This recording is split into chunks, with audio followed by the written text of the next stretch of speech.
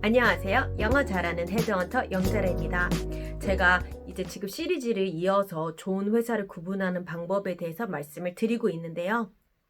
일단 첫 번째는 제품이나 서비스에 대해서 아셔야 되고, 그 다음에 두 번째는 그 회사의 사람들, 특별히 대표님에 대해서 조사해 보셔야 된다, 이 말씀드렸고, 오늘 세 번째 말씀드릴 기준은 이제 그 회사를 다녀봐야지만 내가 직접 겪어봐야지만 알 수 있는 요소들을 조사해 보셔야 됩니다.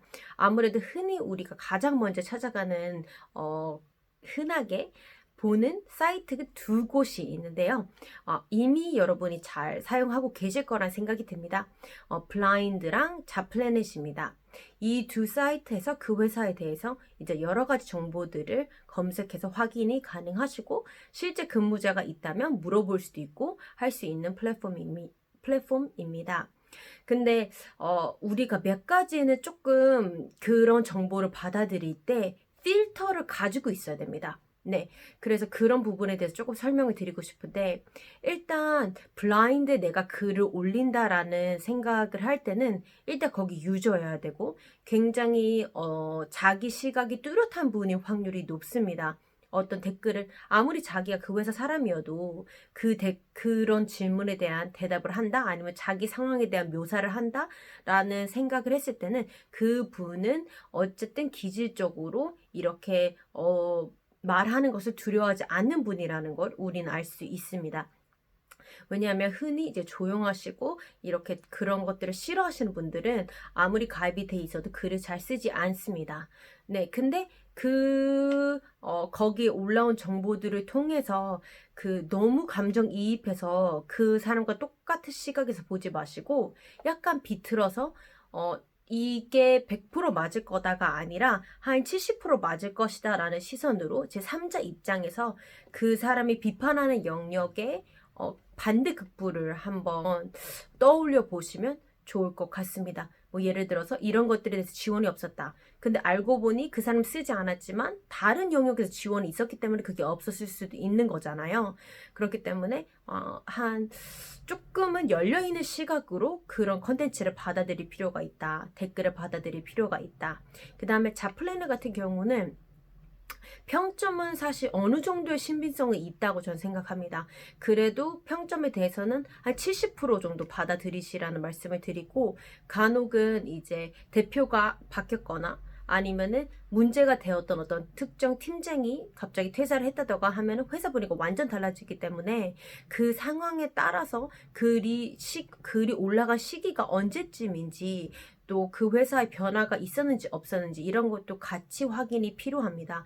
그리고 어떤 분들은 이제 사실 퇴사하시는 분들이 어떻게 보면은 좋지 않은 이유로 퇴사하는 경우도 많기 때문에 그 분들이 무조건 100% 맞는 얘기를 할 것이라는 건 조금 퀘스천 마크가 있습니다. 그렇기 때문에 어느 정도 그것도 필터링을 하시고 접근을 하시면 좋고, 또 이제 그 평점 올라가는 것도 사실 회사나 자플랜에서 조금은 수질 관리가 되는 부분이 있다. 이 정도만 좀 언급을 하고 싶습니다. 그렇기 때문에 아무래도 그걸 100%다 신뢰한다면 오히려 좋은 기회를 내가 놓치게 되는 경우가 있을 수도 있고, 아니면 정말 괜찮아서 갔는데 알고 보니 그 평점은 다 사실 진실이 아니었다는 경우도 있기 때문에 열린 시각으로 그런 정보들을 한번 받아들이시면 좋을 것 같습니다. 네.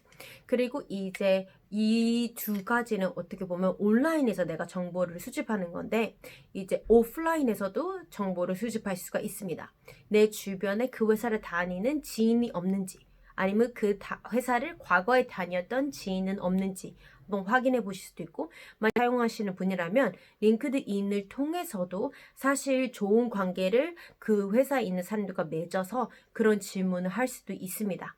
그리고 마지막으로는 이제 그런 뭐 내가 지인이 없고, 그리고 링크드인을 통해서 누구에게 연락하는 것도 너무 난 부끄럽다 하셨을 때는 내 주변에 있는 괜찮은 헤드헌터를 한번 찾아보시는 것도 방법입니다.